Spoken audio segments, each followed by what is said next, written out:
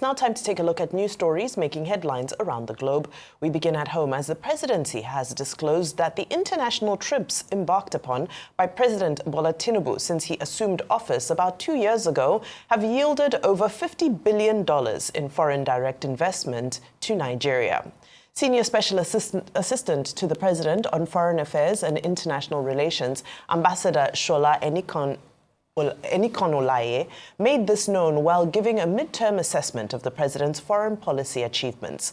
According to Enikonolaye, these diplomatic efforts have not only raised Nigeria's profile globally, but have also translated into tangible economic gains, while there were investments attracted through these foreign engagements. The total value of the commitments, he stressed, amounted to over $50 billion. He stated that President Tinubu had embarked on 36 foreign trips since his inauguration on May 29, 2023, visiting countries across Africa, Europe, Asia, the Middle East, and the Americas. The former ambassador added that several additional visits had been approved for the rest of the year, all aimed at engaging, deepening, and strengthening Nigeria's bilateral relations with other nations. Now to politics, where Minister of the FCT, Wike, has declared himself as an asset and not a liability to President Bola Tinubu, saying he would support the president's second-term bid in 2027. Speaking during a media chat in Abuja, Wike assured the people that he would lead the campaign of the APC for the election of President Tinubu in Rivers State, where the president did not get up to 10% of the votes in the 2023 presidential election. The FCT minister said the PDP might not survive the current internal acrimony within the party, saying he would ensure that the party did not die. He also boasted that no one in the opposition, People's Democratic Party, had the guts to tell him that he is not a member of the party, just as he accused a former deputy national chairman of the party, Chief Olabode George, of owing ground rent in Abuja. Wike also blasted his predecessor, that's Rotimi Amechi, of using his 60th birthday anniversary to lie to Nigerians and insulting the people that hunger has increased among Nigerians under the Renewed Hope agenda. Now to Benue State, where the government has confirmed the deaths of over 25 people following renewed attacks by suspected herdsmen in 2 local government areas of the state. The affected communities, Naka in Giwer West and Ankpale Ediku in Apa, were visited by Governor Hyacinth Alia's delegation during an on-the-spot assessment of the violence. The governor was represented by his chief of staff, Paul Biam, who was accompanied by heads of all security agencies in the state. During the visit, Biam conveyed the governor's condolences and assured residents that the state government is intensifying efforts to restore peace and security in the troubled areas. In Naka, the traditional ruler expressed deep concern over the growing number of displaced persons and the continued loss of lives. Meanwhile, in Ankpale Ediku, eyewitnesses described the attack as sudden and unprovoked, saying 10 people were killed in that incident, with several others injured. The community has since been deserted. Authorities say the attackers likely used the forest corridor linking both communities to flee the scene, a tactic that has been used in similar incidents in the past. Now, lastly, we conclude in Lagos, where members of the Council of Maritime Transport Unions and Associations and the National Association of Maritime Transport Operators on Monday staged a protest against what they described as the failed and fraudulent truck call-up system alongside rampant extortion along the port corridors. At the protest, members expressed deep frustration, claiming that their businesses are collapsing and that port logistics have been hijacked by foreign truck operators, leaving local operators marginalized and struggling to survive. They allege that rather than resolving the gridlock and corruption, the Nigerian Ports Authority has enabled extortion. Despite a 2021 pledge by Lagos Governor Sanwo-Olu to reform port access, stakeholders say the situation has worsened. The protesters are demanding a transparent review and immediate action to restore order. Beyond this extortion on ground here, we have extortion from both state and non-state actors, specifically Nigerian Ports Authority. They are working outside their jurisdiction with the intention of extorting our members for ulterior objectives. The NPA security should limit their operation to the jurisdiction of the assignment, which is the port gate. Every truck that moves from its garage to the port pays officially between 30 and 50,000, and unofficially another 200,000 naira from extortion from each point. The business is collapsing. Our concern is, what is MPA doing outside the jurisdiction of their ports? And why are we being extorted on a daily basis? The one that just came up now is the one they call the EPT, the Export Processing Terminal. And this is a public question to MPA. Whether MPA should come out and explain to us what it takes financially for a truck to access the Nigerian ports. The time that all these MPA, they are not coming outside, we are enjoying our work. But now MPA, they are outside, it's too much. When we are paying, we are collecting the call-up, we legit, we are moving good. We go stop, pay here, pay here, pay here. This junction here, before we are going here, we are going to pay 20. Before we are going here, Mr. B is there, Elegance are there, Tirebo there. When you are come pay finish, you understand, we are online. We are going to come park like 20 motor where they are no legit. Go straight. We are there here, we are staying here, we are sleep here like 2 weeks, 1 week. So it's too much. We are calling on the whole world to see that this is what we are going through. This is a deliberate sabotage, because as much as the federal government is trying to ensure that the cost of products is reduced to the barest minimum, this process will never allow us to achieve that. All right, well, several issues to dissect today. Our foreign policy, for one, and how it has attracted commitments, politics from Wike, and the unfortunate resurgence of violence in Benue State. So, a couple of things. I'm taken aback by the quest of this government sometimes to show that they are working. See, if Nigeria works, I will be the first to come celebrate. But they're trying too hard. It's not working. The data is there. The first quarter of the year, how much came in FDI? The numbers are there. Was it 50 billion? So this talk about 50 billion commitments. Vimbai, who celebrates commitments? Who celebrates commitments? We celebrate actualization. When the money comes into the economy and we feel it, we'll celebrate. But these attempts to justify the trip, are they also going to justify the president buying a very big jet? That till today, they've not told us how they passed it through the National Assembly, that Eyinaya Baribe berated, that they didn't see anything as senators on their table. We want this country to do well, but this attempt to talk and try to justify this thing when it's not working, FDIs are not coming in. Business climate is tough. Did FDI used to come in? Yes. Many years ago, we used to be first 5 on the chart of FDIs. But today it's not coming in. Can we celebrate them for something? Yes, the Shell deal, I've talked about it, Bonga, many times. But you celebrating 50 billion in FDI commitments, it's not FDI. It's best you celebrate the 50 billion, because I also need that money to come into the economy so it can permeate. Because we'll see the difference if $50 billion comes in to an economy that is less than $200 billion now. Secondly, as regards Minister Wike, saying he will support President Tinubu, and nobody can tell he's not a member of the PDP. I'll speak some Yoruba and I'll translate it to you. There used to be something that used to happen in churches back in the days. Some people still wanted to do their African traditional religion and still go to see their babalawos and stuff. But they wanted to hold position in church. So I remember back in the days in the church in Nigeria, they used to make an argument. The argument was the Igbagbo Nikama Shahaju argument. That means I'm a Christian does not mean I should not still delve into other sources of spirituality. That's exactly the argument Wike is making. You're a member of the PDP. You say nobody can stop you from being a member of the PDP. but you say you will support a presidential candidate of an opposition party. You are a clear case of Igbagbo Nikamasha Ajo. You are lukewarm. And the Rotimi Amechi you are attacking that is saying is hungry. Nigerians are hungry. The stats are there.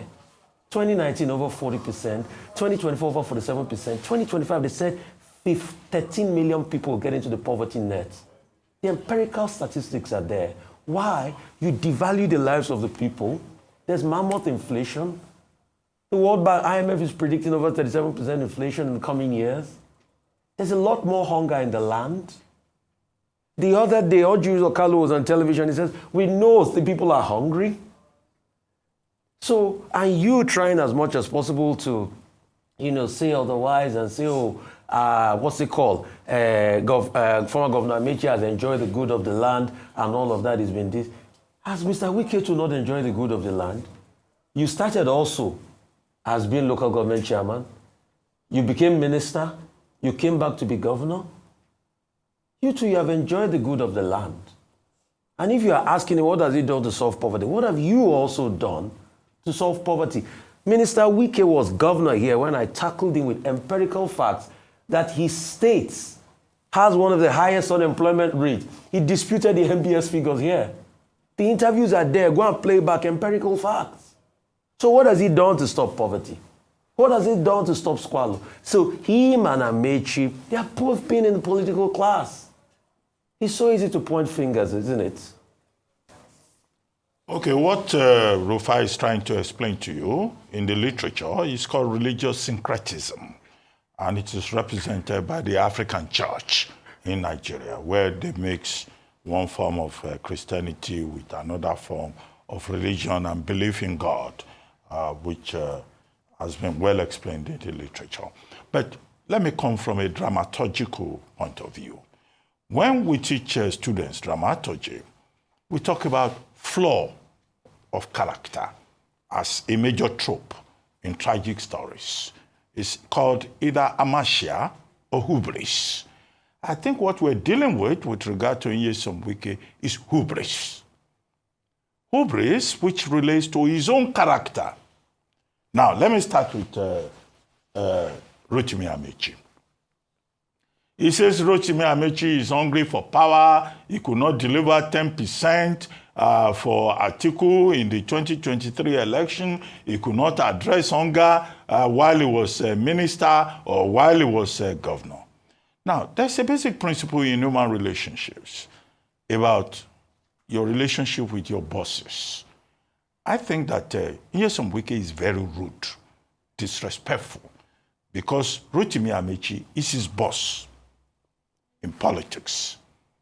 When he was local government chairman, or was he councillor, during Amechi's second term, it was Rotimi Amechi that helped him to become local government chairman at Obio Akpo local government area. He subsequently became chief of staff to Rotimi Amechi. It was Rotimi Amechi that recommended him to become a Minister of State for Education in Abuja. So he talks this carelessly about his former boss. I think it's disrespectful. I think he speaks to his character. Number two, this same Nyesom Wike still talking about this hubris. The theory is this, people can double check it. Has also abused Peter Odili, Sir Peter Odili, another statesman. He has said publicly that Peter Odili does not qualify to be an elder. This is the same man that he was taken to by Mama Peace, Dr. Patience Jonathan, to help him to become governor. There is no name he has not called Dr. Peter Odili and his wife. He even referred to him as one man and his wife as one woman. This is a statement about character.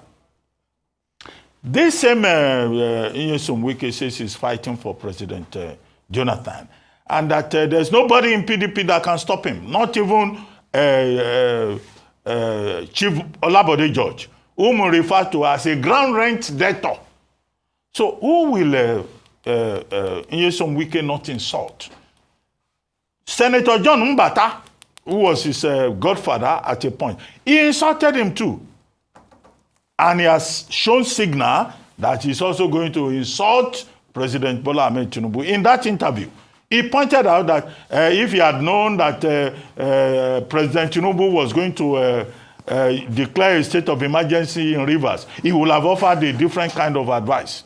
That's already a signal to President Tinubu to know that this man you are dealing with is only interested in his own interests, permanent interests, not permanent friends. And so President Tinubu should beware, because tomorrow he will abuse this same President Tinubu. He says nobody can touch him in PDP. Okay, what does that mean? He's saying that, yes, it's possible for a man to be everywhere as long as his personal interest is involved. So these are the questions to be raised. About the hubris of Nyesom Wike, I think that is the major issue. That is the story. That is the story. Now, as for foreign direct investment, Shola Enikan Olaye, that's the correct pronunciation. Ambassador Shola Enikan Olaye. Yeah, I worked with him when I was in government. He was then in the Ministry of Foreign Affairs as Ambassador in situ. He's a very decent man. He's saying that President Tinubu has attracted investments worth about $50 billion to Nigeria.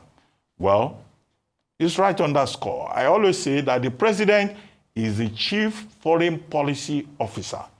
I don't criticize any president for traveling and all that. And we have seen under President Bola Ahmed Tinubu a commitment to the promotion of Nigeria, a repositioning of Nigeria on the global stage after a period of 8 years hiatus and inaction by the Nigerian government. So the only problem here is that all those promises, either from Afrexim Bank or Indorama or Coca-Cola or the trips all over the world, 36 trips since May 29, 2023. What the president and the government needs to be told is that, look, yes, FDI can come in, but most of those FDIs, they are promises. They are expressions of intention. The Federal Ministry of Foreign Affairs and the presidency will have to follow up on those promises. And that's where our foreign policy process has a problem. Nigeria does not always follow through. We don't have enough competence to know that when people express an intention, you have to follow up. The second point in that regard is that, look, the biggest challenge for this administration and for the president personally is to encourage local investment.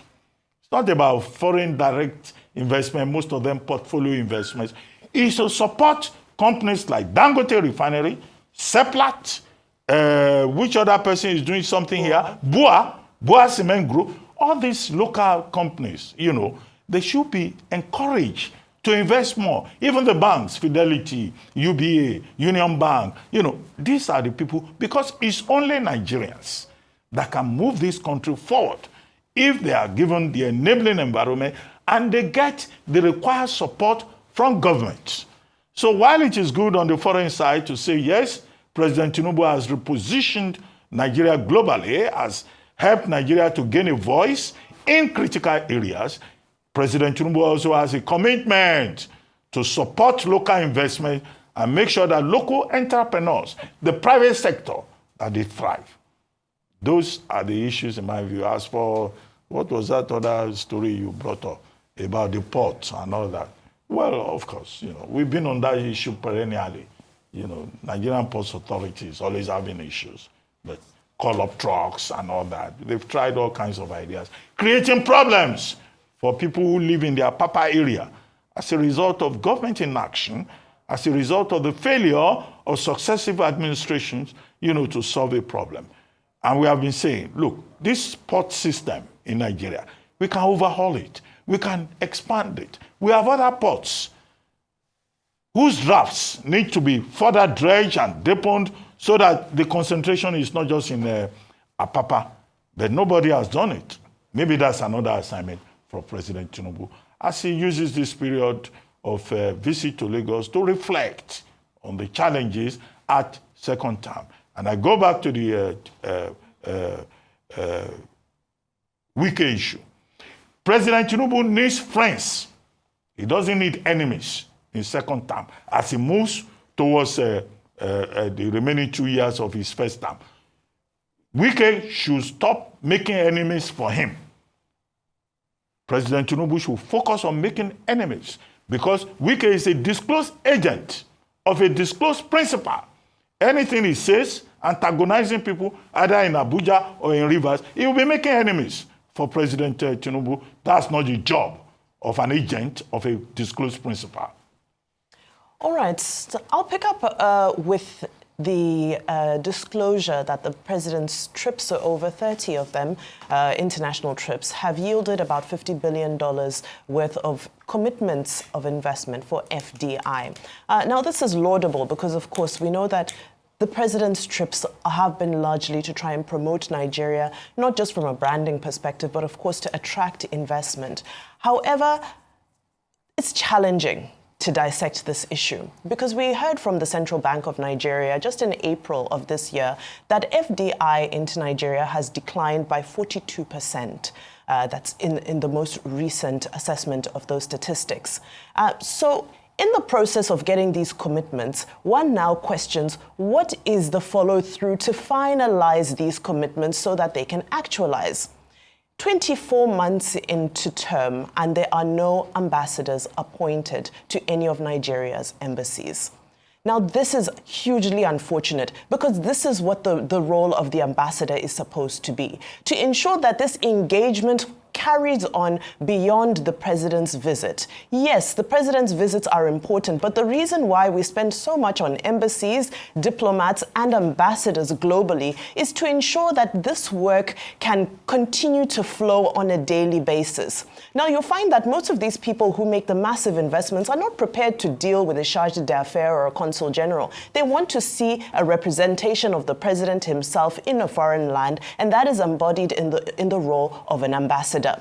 I'll give you an example of some successful economic diplomacy that has happened across Africa. Rwanda, for example, Rwanda's ambassadors actively engage and invest in Rwanda. And this has yielded countless, not just commitments for investment, but it has followed through specifically in London, Washington, and Beijing. Ethiopia's diplomatic economics has yielded investment for Ethiopia's industrial zone. They've established the Hujian shoe factory thanks to the success of diplomatic engagement at the ambassadorial level. Lastly, Kenya. We know that Kenya built a $3.5 billion standard gauge rail. And this is all thanks to the Kenyan embassy's work in Beijing.